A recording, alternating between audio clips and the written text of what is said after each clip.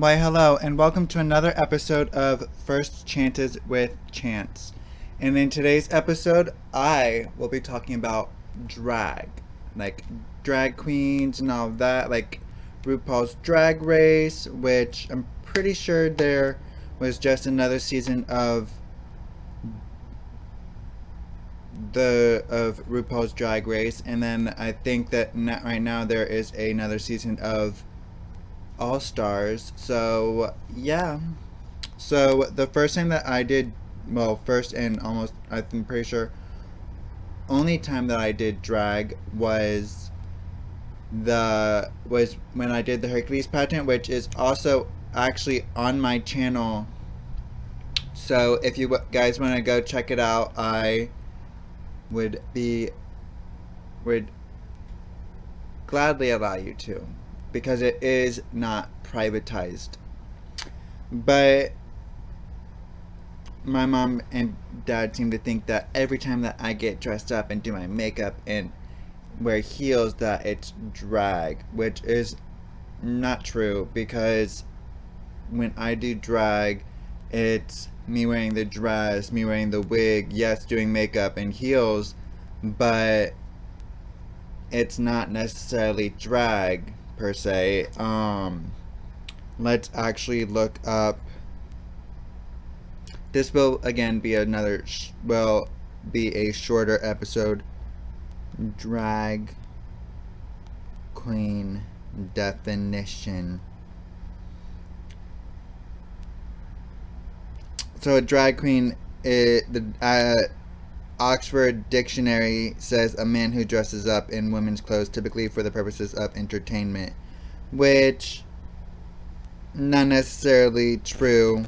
It's more of it. You have to perform before an audience. Drag shows, typically staged in nightclubs and gay pride festivals, are largely a subcultural phenomenon. So, how long I'm pretty sure drag has been around for centuries.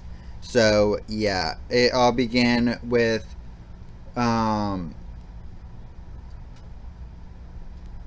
necessarily like drag per se, but women in wigs has been around for centuries, especially around the Renaissance era when Shakespeare was doing all of his plays and everything.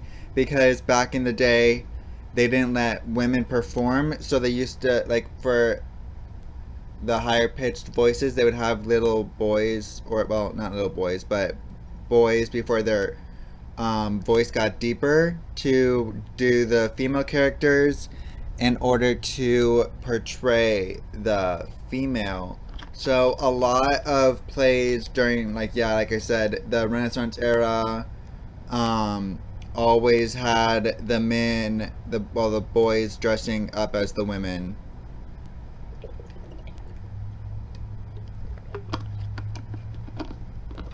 And like, if you didn't realize, a lot of the early presidents wore wigs because that was the in thing. That not necessarily is a drag queen. They're just wearing a wig because that's just what they did. The hierarchy would all wore the white curly wigs that you constantly saw from like Britain and all of that. How long has drag been around? So the origin of the term drag is uncertain, but the first recorded use of drag in reference to actors dressed in women's clothing is from 1870. It may have been based on the term grand rag, which was historically used for a masquerade ball. So, the fabulous history of drag, BBC Bite Size. We have to spill the tea, but this time there's no shade. No tea, no shade. And like how RuPaul says, how the hell are you gonna love somebody else if you it's gotta love yourself before or how the hell you gonna love somebody else if you don't love yourself, or something like that. We have to spill. Yeah, drag is enjoying one of its most popular periods of history. Thanks largely to the success of RuPaul's Drag Race, the art form is now seen regularly on mainstream TV channels, magazine covers, and is the subject of multiple vlogs and podcasts. How funny! It's a topic on my podcast.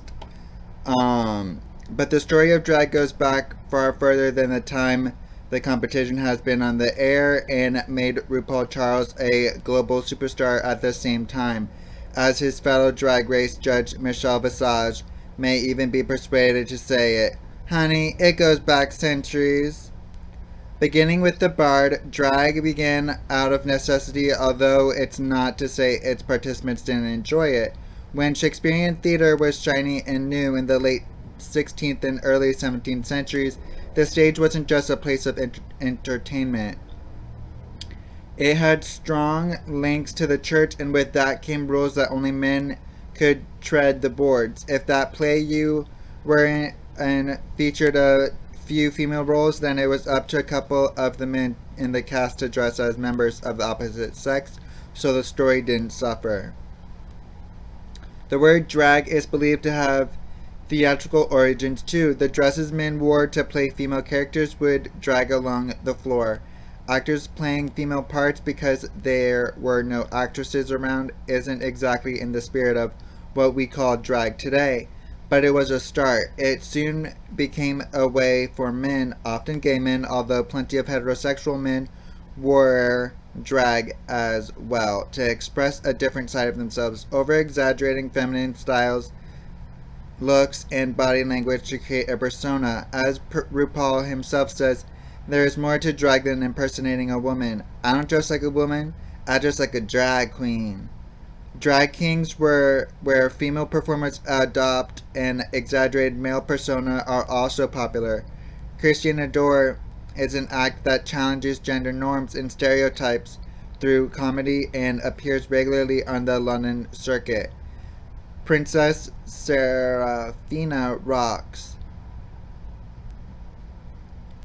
While the fight for LGBT equality continues, it is still illegal to be LGBT in more than 70 countries. Someone who seemed to enlighten all around him in 18th century England was Princess Serafina, otherwise known as gentleman servant John Cooper. Serafina was seen as the country's first drag queen, in that she was part of John's daily life rather than an acting role. She was a regular sight in Molly houses, the equivalent of a gay bar, even though men could be hung at the time if found participating in homosexual acts. There were in 1726 following a raid on a Molly house. There are no reports of Serafina ever being arrested or treated with mistrust. The only scandal she was embroiled in involved the theft of her clothes in 1732, and even then, Serafina appeared in court as the victim. The category is vaudeville. As time went on, drag became more about the individual, and the queens built up their own fan bases. One of the biggest stars of the earliest 20th century was Julian Eltinge. Whereas many drag queens played on the fact they were men in women's clothes. Eltinge, as she was often known, had many fans convinced she was not a character but a genuine actress. Eltinge emerged from the world of vaudeville known as variety theatre in the UK, where cross-dressing was very popular. At the end of performances, he would remove his wig and reveal his gender to the crowd, often to cries of disbelief. Hugely popular for more than 20 years, Eltinge's career was very much on an upward trajectory until variety acts fell out of favor in the 1930s.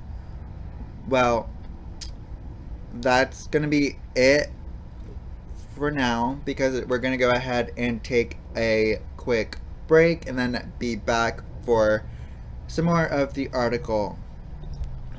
Love you guys. Wow, is it hot outside. Guess it's time for a water break, because It is hot. My pits are sweating.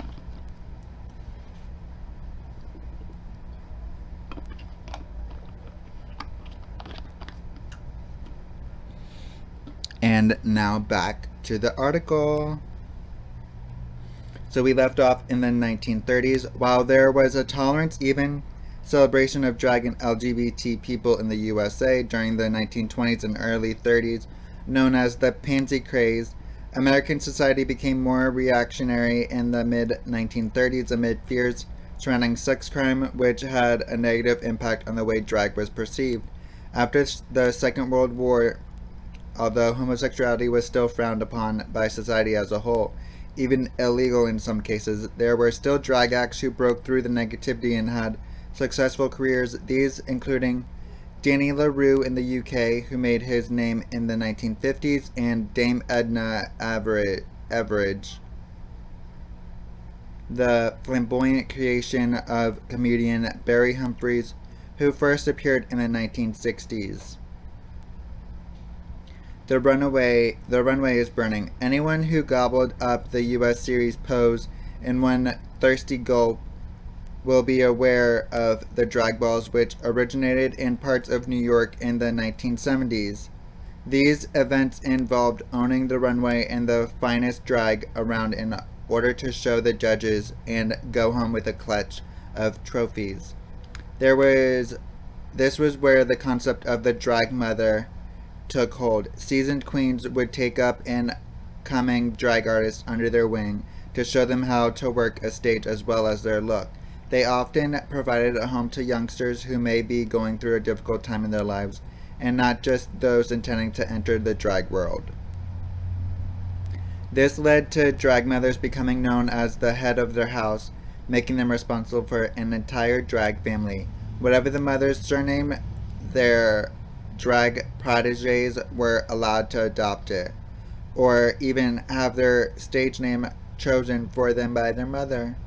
Drag families feature heavily in the 1990 drag ball documentary Paris is Burning, which inspired Madonna's Vogue, with the House of Extravaganza and the House of La Beja among those featured. Elegant tiptoes into the mainstream. The Stonewall Riot of 1969 saw drag queens, most notably Marsha P. Johnson, protest against police raids on gay bars in New York City and led to the creation of the Gay Liberation Front.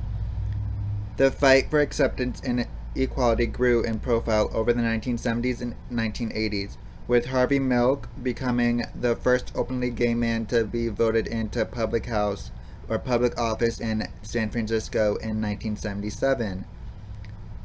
That positive representation gradually bled into the mainstream. The famed Divine, who died in 1988, appeared in many movies by the director John Waters, which had crossover success. Divine played Edna Turnblad in the original version of Hairspray, and by the early 1990s, RuPaul was on the cusp of global fame, combining a drag persona with a recording career that included a duet with Elton John. In 2009, the first series of Drag Race aired. Its mix of challenges, costume creation, skits, and impersonations had made it appointment television for a surprisingly diverse audience. Dame Judi Dench is a big fan, and has even influenced the language itself. Here is just some of the drag slang that has sashayed into our lives after featuring in the show. Shade, an insult either spoken or expressed through body language. To throw shade is to openly disparage someone whether or not they are in your presence. Red, like red to filth.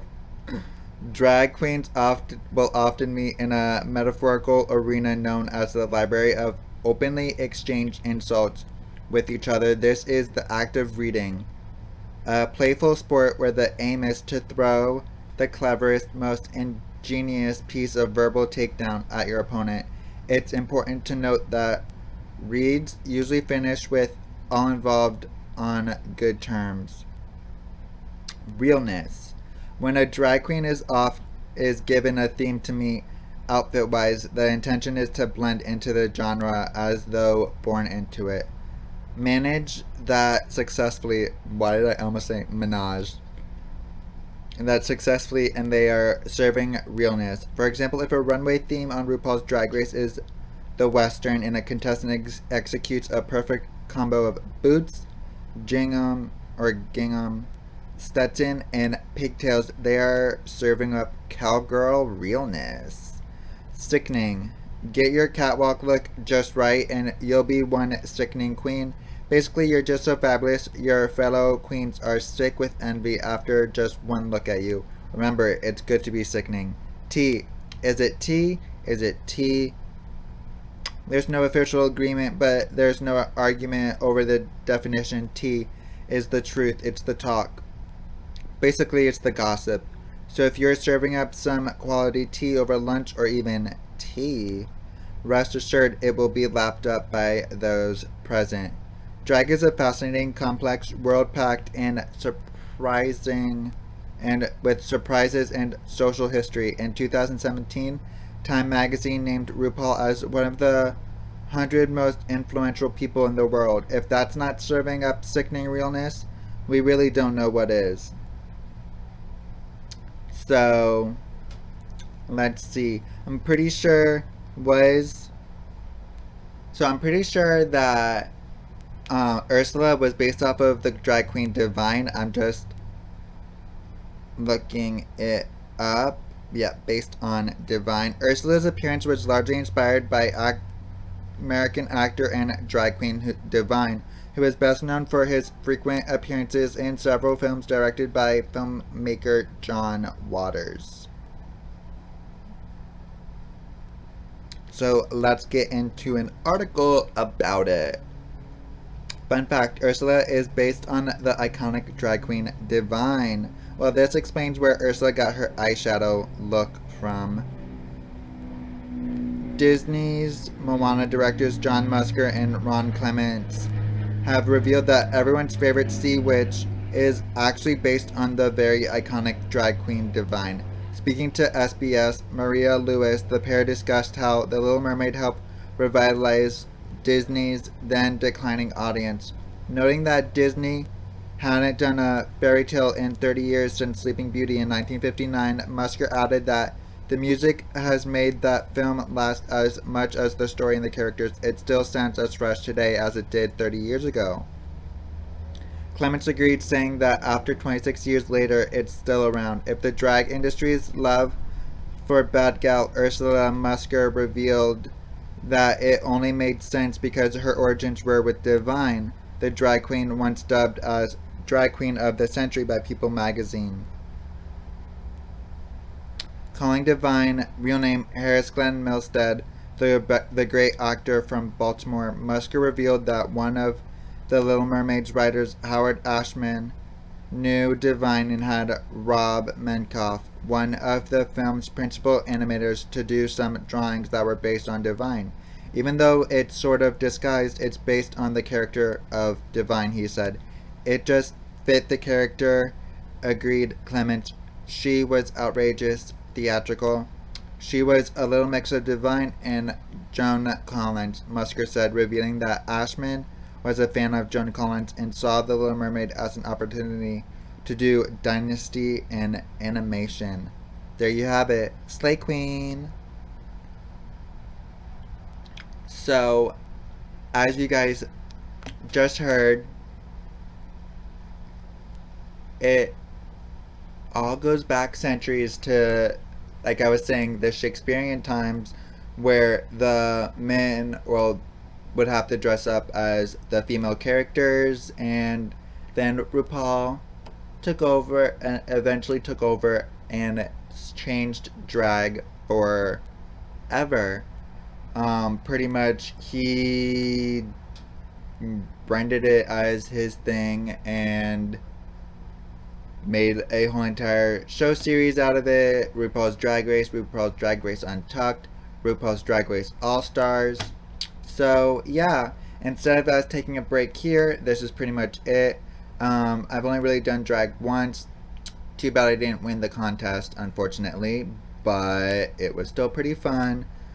Um, but if you guys have your own drag story, then text or leave a voicemail to 561-320-7085.